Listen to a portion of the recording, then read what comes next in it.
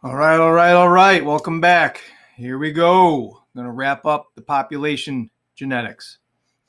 So, the last video dealt with the math of figuring out what goes on with a population. In this video, we're going to look at the mechanisms or ways that actually change the genetics of the population.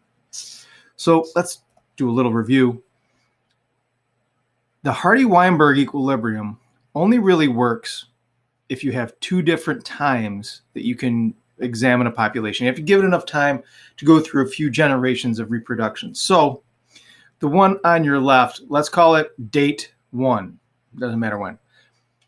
You deduce that the dominant allele, is 0.45 or 45%, and the recessive allele is 55%. And as you work your way through the equation, you find that your homozygous dominants are about 20%, your homozygous recessives are about 30%, and your heteros are about 50%.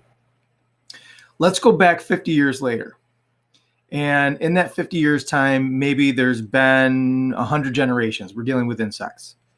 On the second generation, you notice that your p-values have changed and your q-value has changed. 55%, they flip-flopped. Well, what does that look like for the population? That's a difference. That's a 10% swing either way for homozygous, recessives, and dominants. That tells you that the population has undergone some type of pressure. There could have been mutations. There could have been something affecting the random mating. There could be something affecting the natural selection. There could have been a drift event, or there could have been an immigration or an emigration of genes either into or out of the population. Something caused that to happen. Now it's your job as the researcher / detective to figure it out. Well, that's a selection pressure, right? Gene pools are just the collection of genes that you have to work with inside that population. In this part, what I want you to recognize is that there are ways to change those populations. So over here where we're dealing with our targets, you're going to recognize mechanisms other than natural selection that can change those gene frequencies. You've got some vocabulary that's not going to kill you, but it's good to know. And then when we get over to the proficiency side, this is where every one of you needs to be. You have to know how mutation is the random process. I think we all know that already. Genetic drift, we're going to cover genetic drift pretty heavy in this. And then also the idea of migration and immigration. You're going to be able to analyze specific selection types and tell me what's going on. As always, with mastery, you're going to have to apply it to a new situation. I'm going to give you some new data or something you haven't heard of, and you're going to have to apply the proficiency to the new set of data to be able to complete mastery. All right, I think you're going to do it. Here we go. There are three main ways that you're going to change the genetic frequencies. We already know one, natural selection. I think we're pretty good at that by now. The other two are going to be genetic drift and gene flow. Gene flow is exactly how it sounds. Genetic drift is nothing as it sounds. Excuse me, not COVID. Let's start with selection. Let's look a little deeper into selection. Anytime one group, for whatever reason, has a better reproductive rate, we say that it has increased its fitness. Fair enough. But if you compare that fitness to everybody else or the average, then you have something called the relative fitness, meaning it is increased relative to the other fitnesses of the population. That tells you that there's something important happening with that population. They have a trait that's allowing them to mate or allowing them to reproduce better, survive to reproduce better. As we're going to find out, it might be something about the appearance that allows it to mate more. All right, so there's something going on. That's how relative fitness fits into this. That's how fitness fits into this. Fitness is the measurement of reproductive ability. The way that those selection changes can happen are in three ways. You can either have what's called a directional selection, where here's my original population in black, but the black line, but something happened that caused a pressure on that phenotype. As you can see at the top, I've got light, medium browns, all the way up to dark. And we did this with the rock pocket mice. Something in one population or a selection pressure does not favor being light. Those go away and you see a shift in one direction, right? That's why it's called directional. And now one phenotype is favored over another. You can also have what's called disruptive selection. That is another example of the rock pocket mice, because there was no way that either the tweener of the dark or the light was going to survive, because the environment was either dark or light.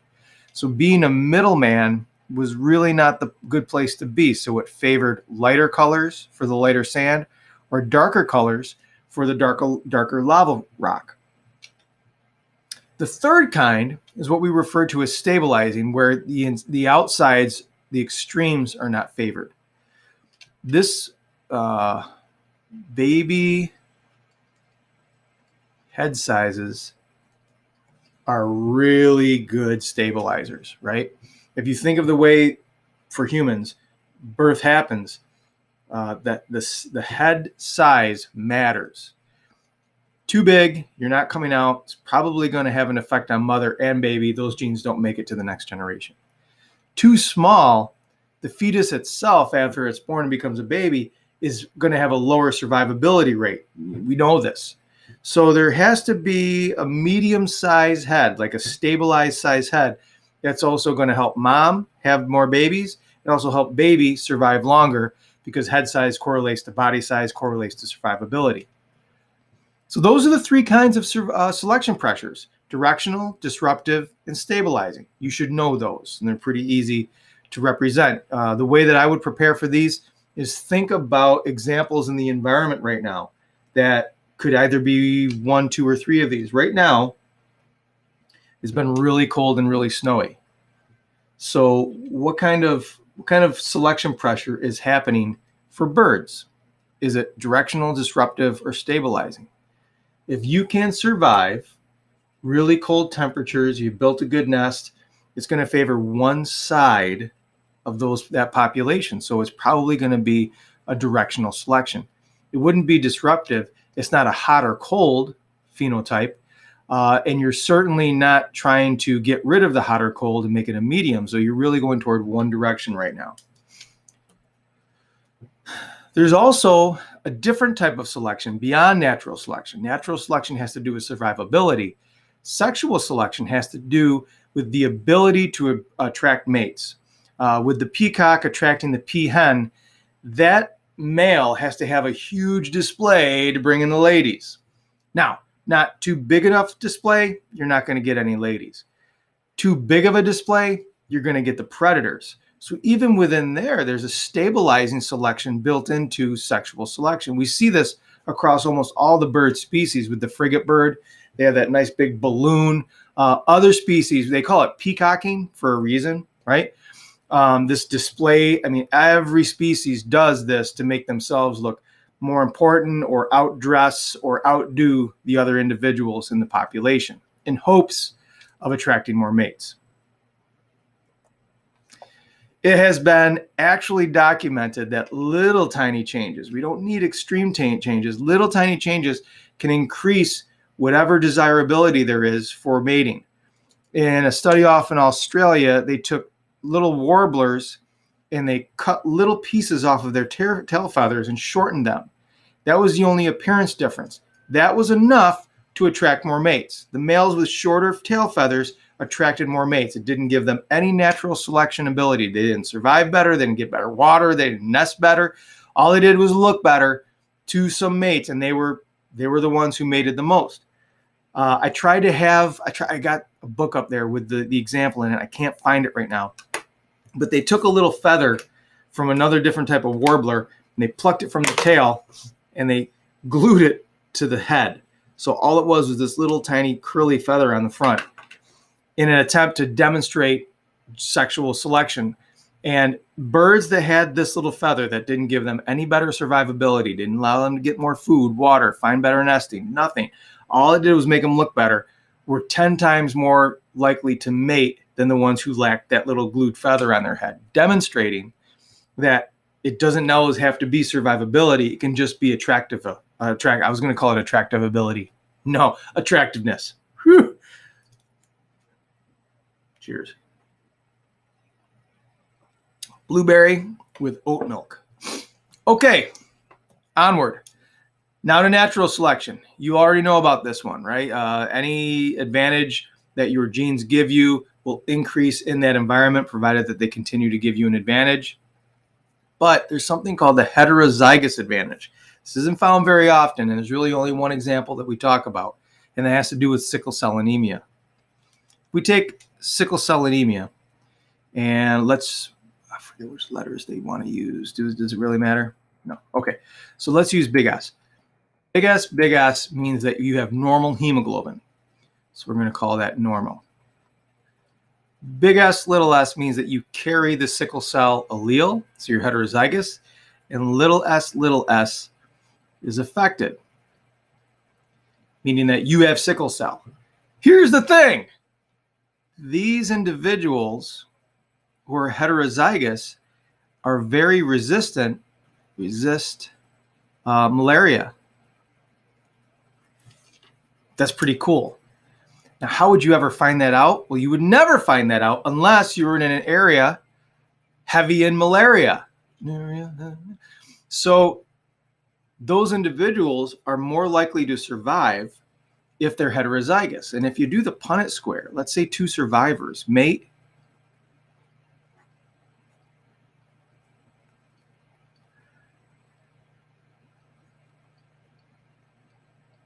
there's a 50% chance, which is pretty good, of them having more survivability with the population.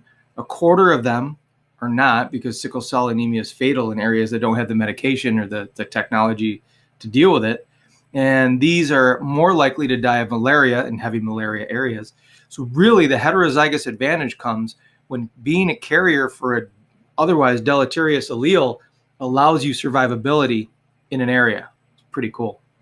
And if you take individuals who have sickle cell anemia and you take those populations and you lay them over a map where there's heavy malaria, they're exactly the same. You can't, they match up perfectly.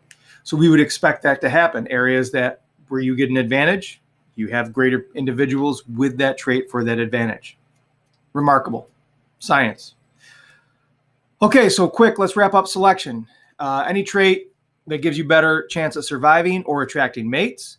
We have to take into account that the heterozygous advantage, not necessarily being dominant or recessive, but having the mix of both alleles sometimes gives you an advantage in and of itself. That's a selection pressure. And the relative fitness means that you will have a better survivability and reproductive ability compared to individuals who don't have that same trait. Selection is done. Let's get to drift. I don't know why they named it this way. I just don't. It doesn't make any sense. But the concept makes total sense. The name, no sense. Let's start. Genetic drift is unpredictable events that alter a population's proportions. So you can maybe think of it as drifting the graph a certain way or a different way, but it's not a drift, it's a slam. This happened and now everything has changed. For that, you got to remember that smaller populations are affected worse or are affected more. There's a really good reason for this. Let me show you the first example I have here, and then we'll go back to why it makes sense for smaller populations. On the left, we have a lava flow. In the middle is a mudslide. To the right, we have nothing but flooding, and on the bottom, we have logging. In this lava flow, it didn't matter if you were big A, little a, little a, whatever, man. Lava's lava. Doesn't matter how good a camouflage you have or how well you can survive your predators. Lava is lava. And it wiped out a swath in this population. It randomly wiped them out. So members that were over here and members that were over here survived. And if you were stuck in the middle, those groups are gone. And so that really takes a big chunk sometimes and completely randomly out of the proportion that you have inside of your population. Likewise with the mudslide. As the mudslide comes through, just like with lava, drowning is drowning in mud. I mean, it doesn't matter if you have pretty feathers or bigger antlers, you're done. So this wiped out randomly a population with flooding. Maybe swimming would help you, but we're thinking about animals that can swim. What if you're a submergent plant and some of the submergent plants were up here on the highlands and some were in the little lowlands, and after the water recedes, everything that was under drowned and the ones that were high survived? That has completely changed the construct of the genes and the gene pool that you were dealing with. Here's an interesting one: logging. We come through and we get done logging an area, but we leave little patches. Well, that's a random event, at least for the trees. They didn't know that living here was going to give them the best survivability, but it did. So the genes now, when they repopulate, are going to originate from this little spot. That's called genetic drift. Now, why are small populations more affected? Let's take what's happening right now with quarantining as sort of the backdrop to this. In my class, at one point, I had 9 of 14 students quarantining. It's a lot. That is 60, it's more than half. 60% of my class was quarantining. But in a school of 1,200 students, those 9 quarantining, you don't even notice, right? It doesn't even matter. That's just absence on a day. So when you have genetic drift on really small populations, you feel it because half or more than half the population's gone. When you have genetic drift on really big populations, no big deal. Just like with this. Now, if the population was scattered over 100 miles and this little mudslide happened, it's absorbed. If the population that we're examining only lived right there, we have problems because we've changed the construct of the entire genetic frequency for that population. Genetic drift. It creates something called bottlenecks. Bottleneck events are when there's a lot of loss all at one time. And this can be a selection pressure, but more often it's going to be a genetic pressure. So let's look at p squared, 2p. Whoa. Boy, need more coffee. And q squared, and this is going to be over time. As those individuals shift in their gene frequency, I really screwed that up. Let's try this again. Erase all slide I make. Q squared, 2pq, q squared. Over time, if we graph what they do, if we lose the dominance and the recessives start to take prominence, this is what they call the bottleneck. Just as it bottlenecks, I mean, it's a great analogy. Think of all the diversity that is inside that bottle. And if we start to shake out that bottle and we stop really quick of what's there, we've lost all the yellows. So there's no more yellows to begin with. But there was about maybe a 1-to-1 ratio of blue to white. And now it's a 1, 2, 3, 4, 5. Now it's a 5-to-1 ratio of blue to white. You've disrupted the phenotypes. Genetic drift can cause this. Selection pressures, especially diseases when they come in, can cause this. A disease, it really does. I mean, I know you think about it, selection pressure, but if it's a harmful disease that affects so many, we can count it as a drift event. If we're talking about a disease that only affects some, we can call it a selection event. This also creates what we call the founder effect. With this, I said in Hardy-Weinberg, you didn't want to have genetic drift, right? You didn't want to have those random events. You also didn't want to really talk about immigration and emigration. When we have ancestral species that get blown off course and they end up on a new island, sometimes it really doesn't matter who came. I mean, it's not like they're like, all right, you, and you are going to go there so that you can best represent our colony. We want genetic diversity as here as there. It's crap luck. There's a study that took, so you got to think about rafts, not like big catamarans, but when hurricanes come through, they blow a bunch of trees into the ocean. palm trees laying over each other, and they make sort of this floating raft. It's not tied together. It's just a mass of vegetation, and that can go off into the ocean and float around. Iguanas got blown off onto these rafts. So a big storm comes through, rips them off, puts them on some debris raft, and it goes off, and it actually colonized one of the Polynesian islands. Now they have iguanas there.